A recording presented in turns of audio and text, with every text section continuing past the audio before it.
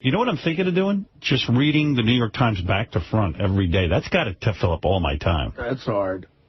You know, I'm thinking of making that my hobby. The New York Times has something like it could get your interest in something every week because this past Sunday there was an article about the first black punk rock group called Death in the 70s, and they found these old recordings, and they have an album that they put out now. They had pictures of these guys back in the 70s. One of them died, and now I'm dying to hear this fucking group's music. Just what were they called? They were called Death.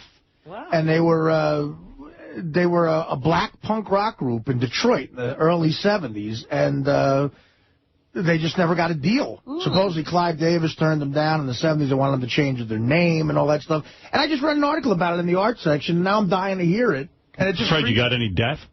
Didn't Richard Christie played in a speed metal band called Death. But I thought he played with them. No, he's not black. This is a punk rock group. They played like Sex Pistols type music. And I see Death Spell Omega, Death Bed, Death Hammer, Death Row, Death Party, Death from Above, Death Cult. No. Death Cab for Cutie. That's funny.